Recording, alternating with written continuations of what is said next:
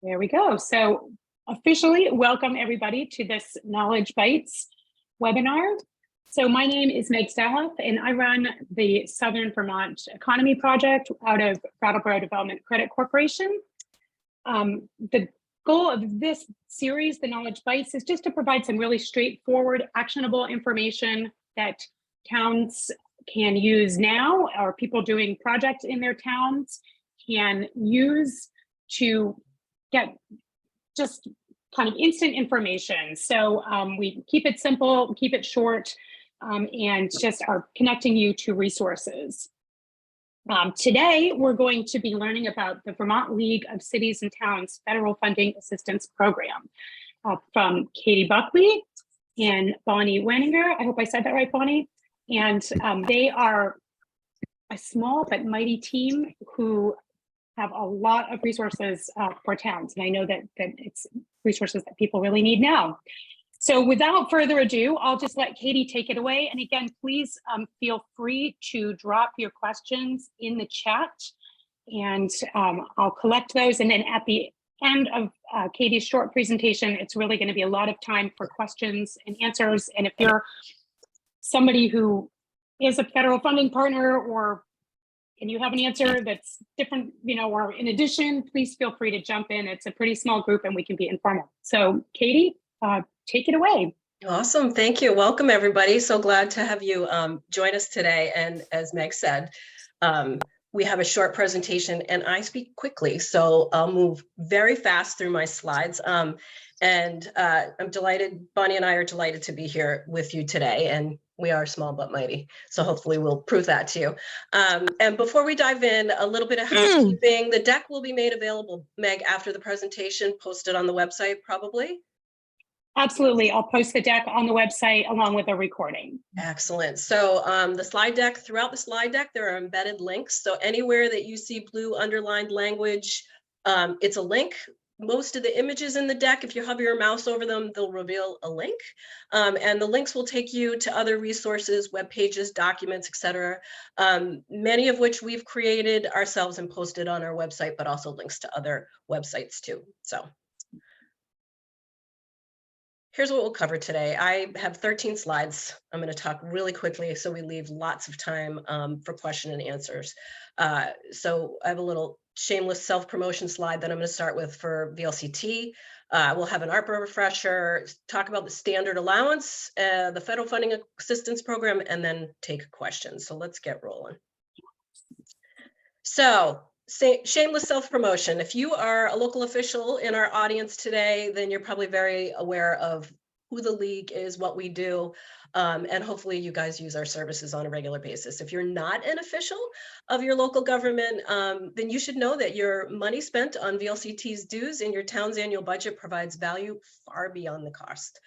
In addition to legal advice covered through your dues, we offer expertise in general municipal operations, government finance, recruitment, as well as insurance and risk management services. It's just a short list. If you want to know more, you can click right on the slide there if you access it after. So before we talk about the federal funding assistance program, it's important that we take a little wander down ARPA memory lane as it sets the stage for everything else. In total, Vermont received $1.25 billion of ARPA money. And of that 1.25 billion, a little over 200 million was distributed to Vermont's municipalities. It worked out to be about $300 per Vermonter. It's a lot of money, but it's not enough to get everything done. And many Vermont towns don't use federal funds on a regular basis and are unfamiliar with how to manage them, interpret the rules and regs. So VLCT stood up the ARPA Assistance and Coordination Program in May of 2021 and has been assisting towns all the way on their ARPA journey since then. So ARPA, how many people in the group have actually used federal funds before? I'm not sure if folks can raise hands. I'm mostly looking at blank screens, but I'm going to assume a lot of you have. And so basically, if you've used federal money before, take everything you know about federal funds and just flip it right on its head. And that's basically ARPA. Local ARPA is non-competitive federal money that arrived as cash up front without an application process. It was just a simple certification process. And it's essentially discretionary money for yet to be determined purposes. pretty vague, not like most federal programs. And add to it that there was no required public process, which often comes with federal grants. So the money's largely discretionary. And the strings got even lighter when Treasury issued their final rule at the beginning of last year. And they introduced this little concept called the standard allowance.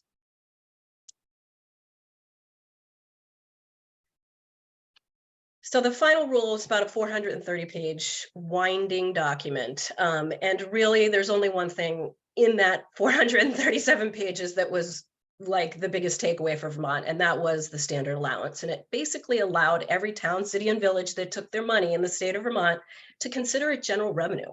So suddenly this federal money, where everyone thinks it has so many strings, really can be treated as general revenue, and you can use it on pretty much anything a government would spend its money on.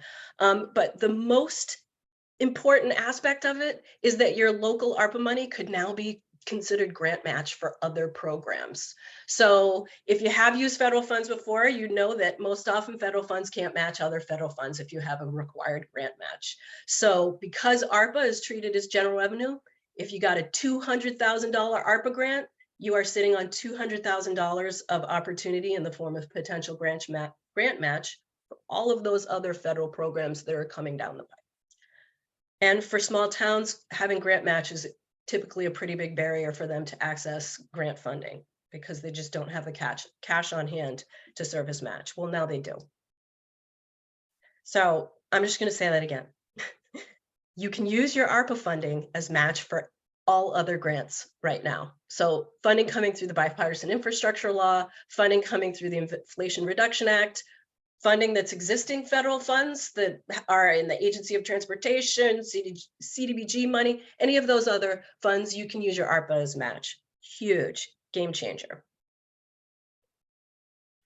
So in addition to that 1.25 billion, we're getting billions more. And that's not a typo. Billions is a real number. Some of it will go to the state of Vermont. Some of it will be passed through the state and made available to municipalities through grants and other incentives. Others are programs for which Vermont municipality might apply directly to the feds. One of the biggest issues that we're running up against is limited capacity in our towns. Our members either lack the bodies, the skills, or both to tee up competitive projects, identify appropriate grant sources to fund them, and then apply for these funds. Enter the Federal Funding Assistance Program. It was formally launched in December. Think of it as the ARPA Assistance and Coordination Program 2.0, right? So it's federal funding now wraps all the ARPA stuff that we have under its wing and has expanded it out to include all federal funds. The team is Bonnie and me. And so we're trying to be as efficient as possible with our limited resources so that we can ensure that we can offer more. We work with all towns, no matter how big or small, and we are funded through a $250,000 grant through the state of Vermont. Thank you very much, our governor and the Vermont legislature, for that. We appreciate it very much so we can continue to serve. Like we did with ARPA, we hope to become Vermont's experts on federal funding opportunities of this moment and help communities advance their local initiatives and priorities. So what does the FFA program offer? Well, many of our members don't know where to start. It's a bit like winning the lottery, right? You have all this ARPA money and all this other money raining down. A lot of money. Do you spend it on toys or do you take some time and make some smart investments? Well, we think the smart investment is the good way to go. But folks need help setting up priorities and figuring out how to advance them, which typically involves this money. And so we started with that, the money. And so Bonnie, I'm going to give all credit to Bonnie here. The federal funding guidebook, she went through the almost 500 programs of the bipartisan infrastructure law and the Inflation Reduction Act, distilled them all down to just those programs for which a Vermont municipality is an eligible applicant and that are applicable for Vermont municipalities. So really stripping away all the white noise. There's lots, I'm sure your inboxes are loaded with opportunities left and right of things being sent to you. And so the programs that we have in our guidebook are the ones you should pay attention to. And even then, not all of them. We'll help whittle them down. So it's an adaptation of the White House's guidebooks for the bipartisan infrastructure law and the Inflation Reduction Act. We used theirs as the basis of ours and just, like I said, whittled it down. It's a living document. As we get information that's new and updates, we'll update the guidebook to reflect that new information. We also created a lot of web content to help towns bring the universe of opportunity down to the local level. We currently have topic related pages on our websites under that funding tab. If you're used to going to our website, if you hover your mouse over the funding tab, you'll see a series of drop downs that show up, and the topic areas are ones that most municipal projects and initiatives typically fall into. Our program, as I'm going to keep saying, is new, and these pages will be updated as we get more information, and we really would like our resources to be available to towns, to RPCs, to RDCs, to other partners throughout the state. We'd love to be able to become the experts on this stuff so that we can better help everybody who's working with towns.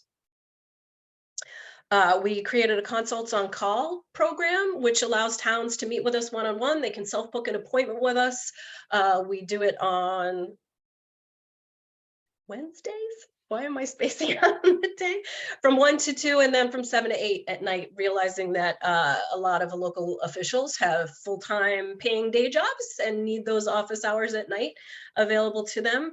And you can self-book. And when we meet with a town, they bring us a problem, a challenge that they're looking to tackle, whether it's a project or some other type of problem that they need help with. We ask a lot of questions when we meet with them. We listen, and then we ask a lot more. And then we draft a simple report that we return back to them. It might include suggested action steps that they can take next, resources or connections to other people that can help them with their project, and often potential funding sources for them to consider as they're advancing their plans. So the consults on call piece, it's intended to be a leg of the journey on a roadmap, not the whole journey itself. And it'll get you to, it won't get you to your destination, but it'll get you to your next decision point, which for folks tackling projects is a great place to have assistance. And towns are welcome to return to consults on call as often as they need to. And you'll notice it says members only there. We've had a number of just local nonprofits or projects approaching us. And if you don't have an official role with your municipality, do consults on call with you, only because there's just 2 of us and we are dedicated to our membership. So we also have the tip of the week. Both Bonnie and I have written and administered a lot of grants. I've also been on the funder side, so I know what funders are looking for in their applications. And together, Bonnie and I are surfacing some of the little tips and tricks that we've learned along the way. And as our number of tips grows, we'll turn them into a searchable document so that you don't have to scroll on our webpage. As I mentioned, we're new, so our resources will be increasing over time and being refined over time as well. So that is basically all my slides about our program, and I would love to stop screen sharing. I also just want to say the last slide is our contact information. So if you need to reach us after, it's there, but shall I stop sharing? Meg, you're muted. Sorry, I covered up my mute button with the participant screen. Sure. We'll share this slide so you can get that information with all the clickable links afterwards. So I do have a question. Okay, I have 2 questions in the chat. The first one from Alicia is, my apologies if I'm jumping ahead. She says, are these funds eligible to be regranted? So that means towns, municipalities offering grants to area organizations, nonprofits, businesses, etc. So that's kind of a deep ARPA question, if you want to start with that. So can they be regranted? Is that about local ARPA, or is that about the grants that towns would be pursuing themselves? Alicia, do you want to clarify your question? Feel free to unmute and just ask. Oh, maybe both. Okay. So maybe both ARPA funds or federal funds that the town would be applying for. So local ARPA money, it is, those funds are, it's the discretion of the legislative body, right? So the select board, I don't think there's probably many city councils here. I think it's probably mostly select boards for the folks that are on the call today. Your select board is the ultimate decider of how those funds are spent. Towns across Vermont are taking different levels of community engagement and determining how they spend their money. In some towns, they are granting them to nonprofits and to other community groups to advance work in their communities. Some are using them to advance capital projects that they've had lingering in their community that they haven't had funds to do in the past. It's a full range of what the funds are being used for local ARPA money. For the other federal programs, it will largely be towns using them on municipal projects, unless the town is a partner to another type of project that isn't explicitly a municipal project, but they might be the best eligible applicant for the funding. And I'm going to welcome Bonnie to chime in and clarify, correct, or add to anything that I'm saying. Okay, great. I see a thumbs up. So for example, a child care center, a town might not, it might not be the town's project, but the town is a partner to the project. And so they might be an applicant for one of the pieces of funding because a municipality is the eligible applicant versus the project itself. Did that answer the question? I think it's a good answer. So, yeah, but basically call, if you have a question, that's a great sort of consults on call question too, to make sure before you apply that this is what we're thinking of. Is this valid? And so that's, again, a good, that's a good question, is like, we're thinking about this and how would this need to be structured so that that would work? I had a question from Jeanette White, also in the chat. Can the local ARPA committee access the consults? If it's a town created ARPA committee, then yes. Okay, great. Kathy has a hand up. Kathy, please feel free to unmute, turn on your camera if you like, and ask away. I'm sitting here in the car. So I'm not driving though. I'm just outside the doctor's office. Sorry, I was late.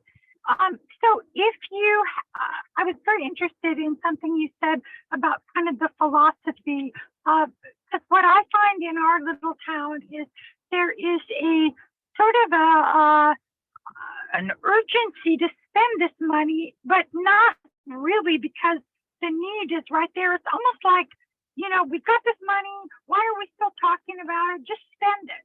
As opposed to, we don't have to even say what we're going to do with it for another year. Why can't we be more careful, see what's out there? Maybe we could make our money go further by finding things to match it to or whatever. But so how do you communicate a different philosophy if you have a select board that basically just has, like, let's just spend the money on the heating pump?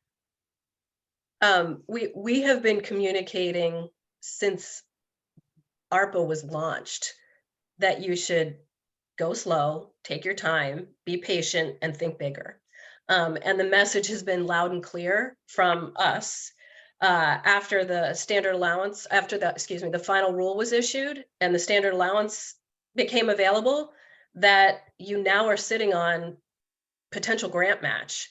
And there is a load of other federal money coming. So be strategic. This is your moment to be strategic. And if you need to, stretch out your timeline or your ARPA funds, there are ways to do that. And we've communicated that out to municipalities regularly. We can help you do that to advance, to protract the timeline for your ARPA so that you still have ARPA money to match those federal programs. And so there's new federal programs coming.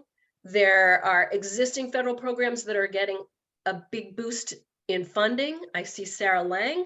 I know that NBRC, the Northern Border Regional Commission funding, they got a boost. A lot of other programs got a serious increase. And so most of those programs have a required grant match. And if the grant match is a required 20%, and you're going for a $500,000 grant, do the math. That's a significant match. So your ARPA can serve as that. All right, I love it when you said, think big, go slow. Yep.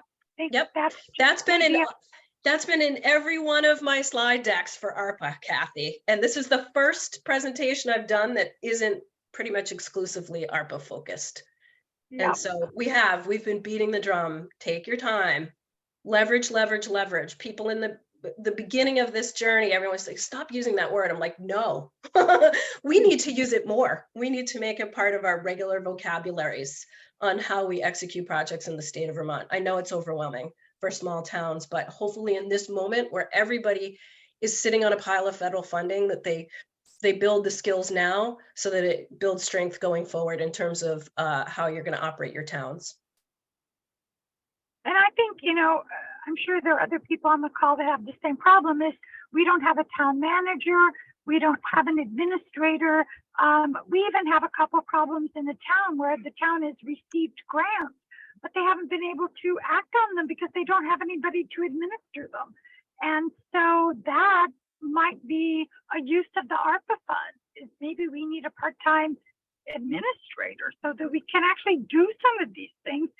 And, it does fall on volunteers, and volunteers are wonderful, but at some point life happens to the volunteer.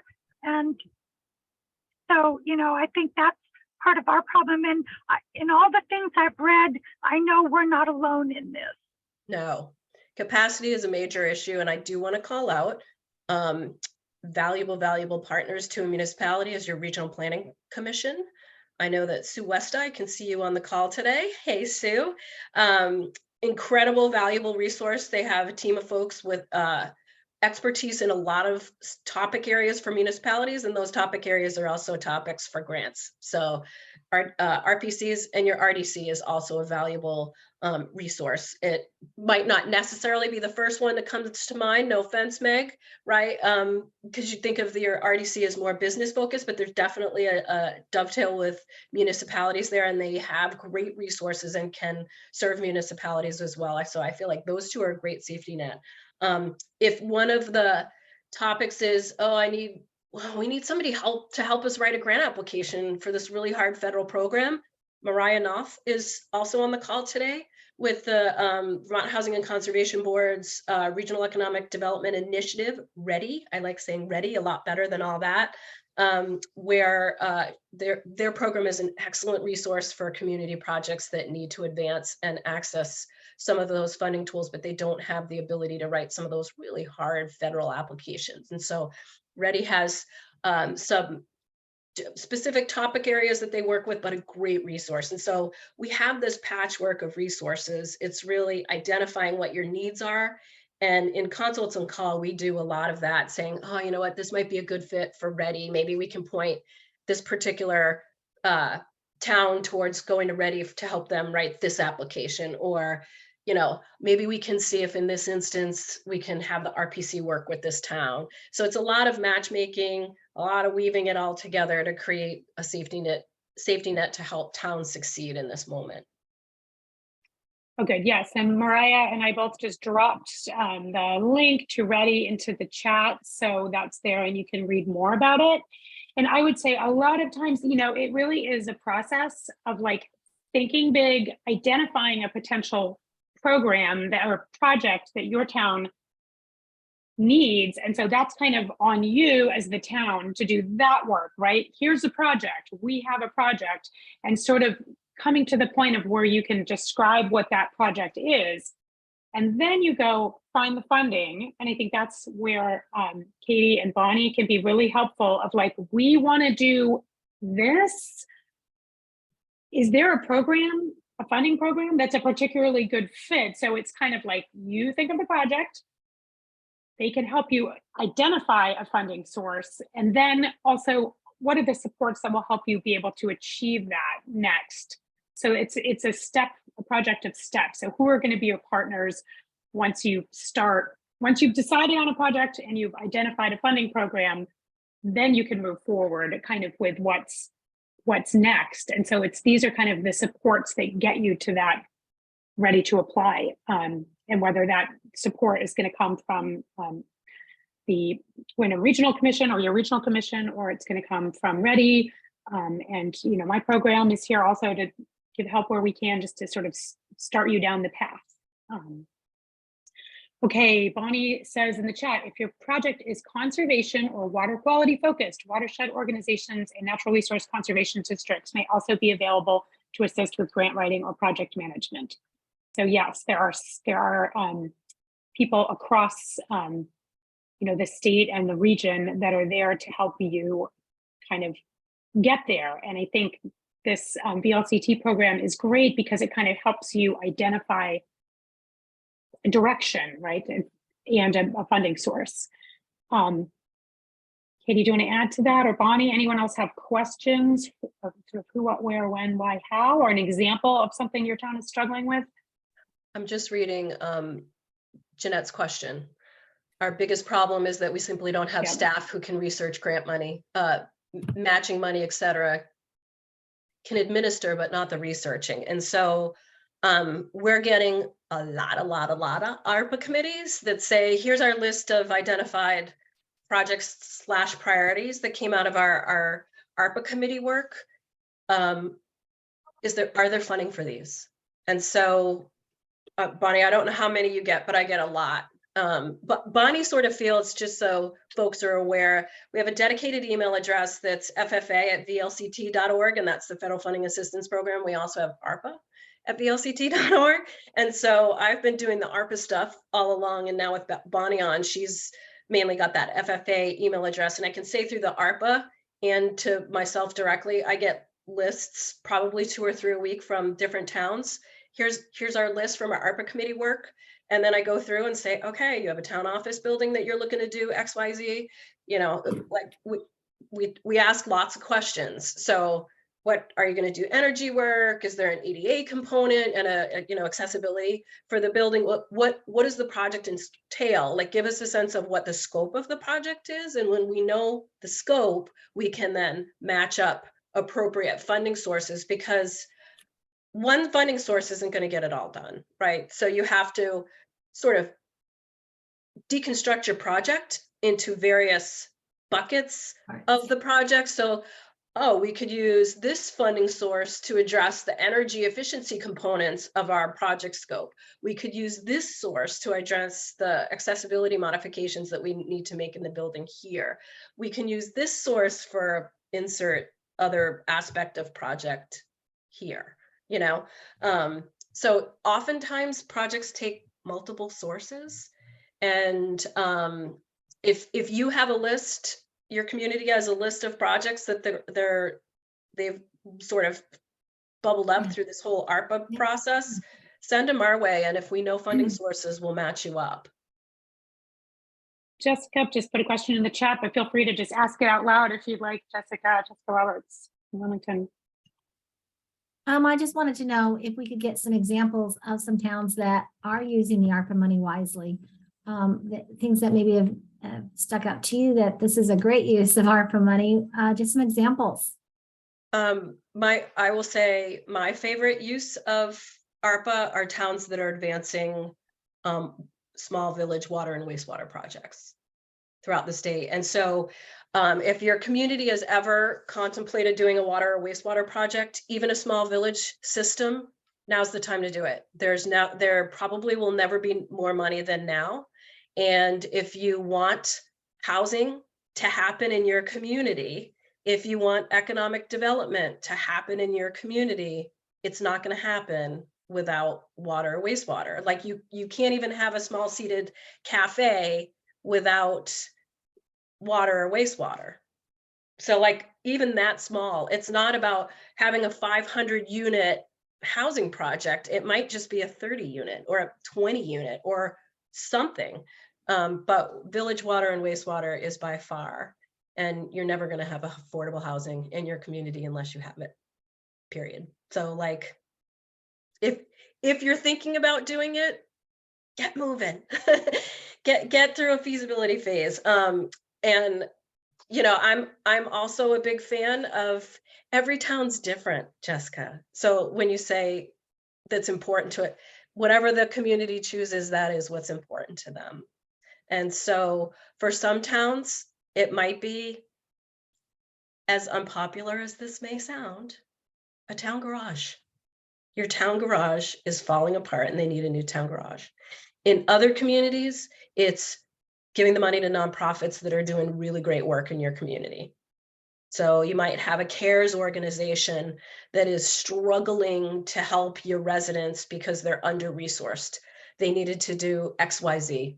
They have a food pantry and they needed refrigeration.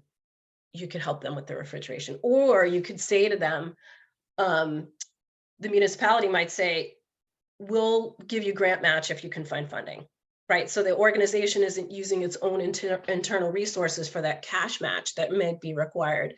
They could use the town's ARPA money. Every town is doing it differently. They really are. And it's fascinating to watch, and it really plays into how deeply we value local control in Vermont.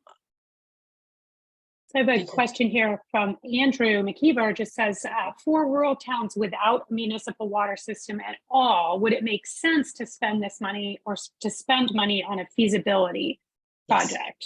Yes. And you can partner with neighboring communities. You can partner with neighboring communities to do that, to see if a system that would cross town boundaries would be more feasible than just a series of systems that are in isolation. I love the idea of municipalities working together. Yeah. So it's, you know, when you are that one small town, again, finding out what's happening with the priorities that are happening in towns around you. If you have shared priorities and shared goals, oftentimes you can think about working together or working across towns for a feasibility study, for example. So maybe that can be something that could work across the towns, just to know where that comes out. And Bonnie also dropped in the chat, the Vermont Rural Water Association is a great resource if you're thinking about a new water or wastewater system. So that's another great resource. Any other questions from towns? I know we have some pretty people from smaller towns here. Do you have a sense of sort of where you've gotten? What are your, you know, do you have questions? Do you have stumbling blocks that you've encountered in your town where you sort of that brought you here today?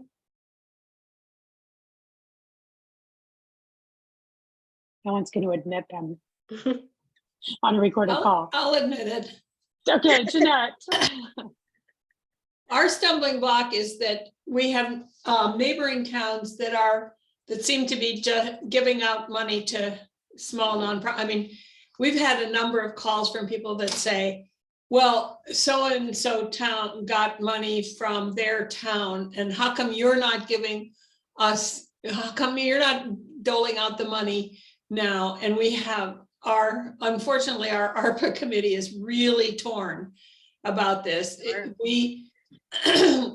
There are some of us who want to really look at municipal projects that are defined by the capital letter T, town. And there are others that want to open it up. We just did the VCRD community visits thing. And there are 800,000 priorities on lists on there, right? And so some of us want to open it up to all of those and just have everybody apply. And so that's our stumbling block right now, is trying to figure out where the best place to put our money is. Yeah, and saying no is really hard. It is very, very hard. It's, yeah. It is, and so as towns have considered that, we have, I need to look on the website. We had towns that were looking to give direct assistance to people in their community, like direct assistance to residents. Mm-hmm. And that's fine, well and good, but the state had programs for that. So you could point them to exhaust other people's money first before you start dispersing your own local money. So if businesses needed assistance, you can direct them to BDCC to help them. And I'm going to guess that BDCC could connect them with all of the federal programs that are available for businesses. Like there's a lot of money out there right now. And yes, local ARPA money is easier, but there is literally hundreds of millions of dollars. Like right now, Agency of Economic Development, the Department of Economic Development at the state has $40 million in a program, right? And so there are other programs there. Look at other programs and see if you can, and I'm going to go back to that leverage. Take your time, think big, that long game that you're going to play. Where can you leverage additional funding to get more done? Yep. That's a hard thing to wrap people's heads around, but it's critical. Towns that are going to be most successful are the ones that are figuring out how to do that. Here's our list of priorities. Where are all the funding sources to match it up? And it's in addition to all those funding sources, you have dates with them, right? Here's the timeline for that funding. And so it is this massive game of organizing it all so that, well, here, these funding sources are going to be exhausted soon. So we're going to need to move that project closer to the front of the line, or else we're going to lose opportunity of funding. And this one might slide down to second, third, fourth, fifth place on our priority list because the funding sources that are associated with that don't have a timeline that's as pressing. It's just a big game. Kathy, I see you've got your hand up. Do you have a question? Yeah, I do. Can you use, this never came up before, but can we use ARPA funds for a long range plan or a master plan for our town? What kind of master plan are you going to do? Strategic plan? Yeah, well, actually, even a simple facilities plan, there has never been a master plan. So oftentimes what I've seen is someone has done something, and in order to fix something, they had to undo some construction that they just did a year ago. That if they'd had a master facilities plan, that would not have happened. So you're talking about a capital plan? Yes. Yes. Yeah. Yeah. And there's grant funding to do that, depending upon what you're doing. Okay. And it probably would be tied to our, highest and best energy sources and energy use in our town hall, because, they've been doing all sorts of things. And I'm always saying, is this part of an overall, longer plan so that you know what your priorities are and how they're going to impact each other like a puzzle being fit together. But because there's no town manager, there's no real administrative mind looking at that. So then they said, well, would you want to spearhead it? And I kind of thought, oh, no, I wouldn't actually, but I totally see the need for it. So maybe I'll rethink that. But and if the town is interested in doing a capital plan, you can also speak with the league, because we have a government finance specialist on our team, Sarah Macy, who capital plans are her wheelhouse. So great. Okay, I'll look into that further. Thank you. You're welcome. And I see Dawn says hand up. Dawn, go ahead. Oh, you're still muted, Dawn.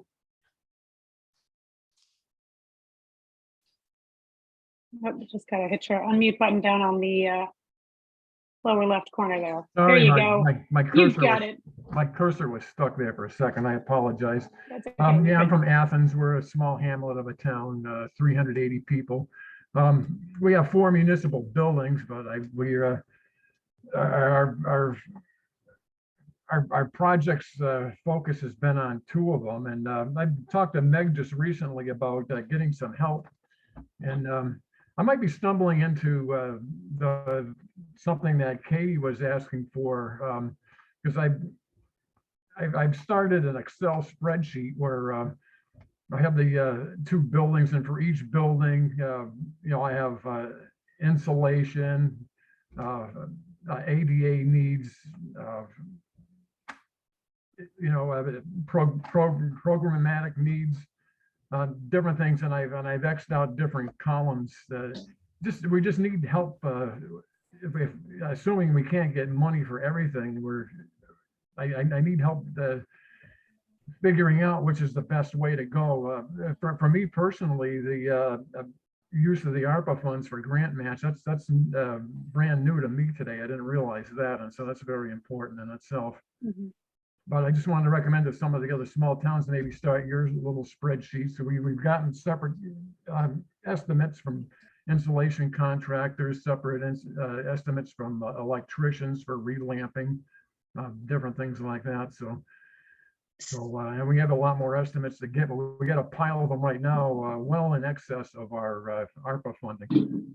So I feel like Bonnie's definitely going to jump in on this. Right. I know you guys are itching. I'm like, I feel you. I see. So if you look, Katie just dropped a link in the chat, and we'll let Bonnie take this. I'm going to do some promotion for this program that's forthcoming. It is, and local legislator Laura Sibilia, you can thank her because she spearheaded the Act 172 legislation that was passed.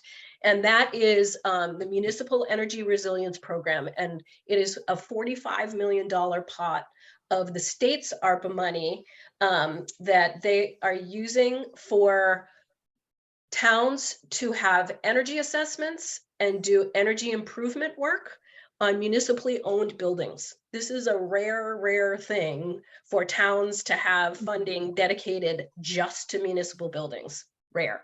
So I'm hoping that towns really take advantage of it. I'm going to guess the program is going to be oversubscribed because think about if there's just 4 buildings in Little Athens, think about how many buildings there are of municipally owned structures all across Vermont, thousands that could benefit from this program. So it is in the program design phase. It is not launched yet, but it's a 3-parter. There's one part, which are mini grants where towns can get access to quick, easy funding to do community outreach around building community engagement around local projects, to then have an energy assessment. You have to have one of BGS's, it's Buildings and General Services, is the state department that is administering the funds. They have issued an RFP to hire contractors to do these assessments. So you would fill out a simple application, get on their list to get one of these assessments, and then use that assessment to then take you to the next stage of funding, which is the implementation grant. And those are grants up to $500,000 each. So that's real money. In addition to that, through the Inflation Reduction Act, there are tax credits that will be available for energy improvements. We are still I'm not going to even go down the road of tax credit explanation today, but tax credits are rarely available to municipalities through the Inflation Reduction Act. They are making them available to municipalities as eligible entities to use them. And some of them have a direct pay, which means you don't have to sell the credit. You can just get a payment for it instead. We're building more information and resources around all of these different resources because we think that municipal buildings around this Act 172 money, we're going to have a lot of projects that are going to be taking advantage of it. So if we can put together a model capital stack, a model sources list of potential funding sources other than tax money for those types of projects, you might not be able to use all of them, but at least you'll have knowledge of what's available, and hopefully you can use as many as you can. In addition, with that funding for Act 172, the Municipal Energy Efficiency Program, I'm going to call it MERP, since that's the acronym and it's easy for me to say and it's fast. Regional planning commissions got funding through that so that they can help towns through the program. So put that sort of on your placeholder list, that contact, I don't know, Sue, if it's you lucky duck, that you're the one who's going to be tagged. No, I think Sue jumped off, but I just put in the chat, actually Wyndham Regional sent out an email, very Perfect. wide reaching this weekend. So hopefully some of you actually got it. If you did not, they want to know who the point person is in every town for this municipal energy funding. So they just sent out, I know I got it because I was the chair of the Planning Commission in Wilmington. So hopefully other people got it too, not just me. I was going to make sure that, the right people in Wilmington got it. So Jessica Roberts is there. She's the zoning administrator. So she got that email. So if you did not get an email from Wyndham Regional Commission this weekend asking who the point person would be for municipal energy funding, and you are that person, I put Margot's email in the chat. Send her an email and say, put me on the list to find out more. So then she will be sending out regular updates. Once they know how they can help people, they just want to know that they're in contact with the right person in the town. So Dawn, maybe you can reach out if you're the right person or whoever is, just to make sure you're on that list as they roll that program out, because it is going to be, we want people in Windham County to take it. You know, we're greedy, and we want, not greedy, but we would like our towns to be able to get that money. So do get on that list. We want to make sure that Southern Vermont doesn't get left out. Also just put a link in the chat for BGS's update mailing list. You can get on their mailing list and get it direct from the source as well. Perfect. So those are, that's the way to do that. And I see Kathy, you have your hand up again, and then we're going to probably wrap it up because we're getting to that time, or if you didn't eat your lunch, you might want to. So Kathy, go ahead. Yeah, so I've got a question, and this has come up in our meetings. So, you know, we've been following the MERP money, and the town of Windham is classified as a moderate need, not a high need. And so one of the arguments of people is, well, if we're a moderate, we might not get the money, so we should just spend our ARPA money now rather than try to go all that route, because what if we, you know, at the end of the day, we wait, it's not going to be for like another 6 to 8 to 9 months, and then we don't get it. We've spent all the extra, you know, our bills have kept going up, and had we done something more quickly, we would have saved money. So is there any way to counter that, or any, you know, I've been talking to Mike McConnell and just trying to get an idea of, is it, if you apply first, you might have a better chance, even if you were in a moderate category, as opposed to, you know, a higher need category? The program's not even designed yet. I think there's a lot of speculation around the program, and those level of detail hasn't even been decided yet. Oh, okay. All right. So it's a waiting game, and it's this funding, but there's also all of the other energy incentives that are coming on the heels of this. So like, if it really depends. If you wanna use other people's money and get more stuff done, then you wait and you see. There is nothing that's saying you have to spend your money now. There's nothing that's saying that. So Katie, if we wanted to have a little consult call where you could get that message across in, you know, it would mean much more coming from you than it does from me. Would that be appropriate? Of course. Okay. And if you wanted to schedule a consults on call with us for 15 minutes and bring a little team, we would be happy to meet with a little team, right, Bonnie? Yeah, we have a little team, so that'd be perfect. Thank you. You're welcome. All right. Well, as we're heading to the little past 12:45, we can stay on if people have specific questions, or, you know, now you have the contact information for Katie and Bonnie. So, you know, I think it's really useful, again, to sort of bring if you can bring a group into the conversation, and that's helpful. Please feel free to share this recording, of course, with anyone in your town who you think would benefit from hearing it. And that's why we record them. So I'll email everybody the recording who was on the call, or just anyone who registered. I will make sure you get the recording when it's available. And hopefully that was helpful. Anything else? Katie, any parting words of wisdom? I think you've given us a lot. No, we're here to help. That's pretty much the summary. If we can't help directly, we'll connect you with the resources that you need. So, and That's Bonnie, great. I don't know if you want to add. The one piece I'll add is the conversation we've been having with municipalities, whether they're doing projects or pursuing it themselves. You all know that labor is tight and cost of materials is going up. So before you go for a grant for your project, that you got a cost estimate for a year ago, please make sure you get that cost estimate updated, because you might see as much as a third increase in cost or a half increase in cost. Municipalities and others are reporting that's how quickly costs are estimated. So if it's more than 3 to 6 months old, you might want to look at it, just so that you're not caught holding a big ticket after you have your grant and can't get more money. Great. Excellent words of wisdom. That's meant to be a go for it, not a depressing fact. No. Sure. It's just reality though. And also do It's make the sure. reality of where we're at in not so much the grants world, but in the world right now. Yeah, and it could be the difference between you writing your application for $200,000 or you're writing your application for $400,000, right? But you want to be able to pass the straight face test with the cost estimate. Right. And Katie and I were just talking with the town about potentially reserving some of their, they had a bunch of projects to do, potentially reserving some of their ARPA funding so that if that happens to them, they can use that ARPA funding to fill as a those gaps. contingency. Yeah. Mhm. Yeah, and it's always important when you're writing a grant to include a contingency now more than ever, because you're just in the budget. But then I think, again, right, making sure that you have money on the side so that you don't have to go back. And I just want to say, Mariah North just put in the chat her email at the HCB for ready.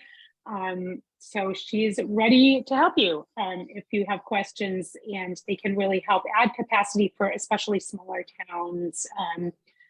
And she can let you know where you need to be to really access her funding. So just, picking up the phone, I think we stress all the time. I think the number one thing I say all the time is just ask, don't assume, and ask and get the advice you need, and that we're all here to help you. And so don't hesitate to take that step, pick up that phone, get on the line with Katie's program, with Mariah's program. You can even ask me and I'll tell you this is who you could call, if you feel uncertain.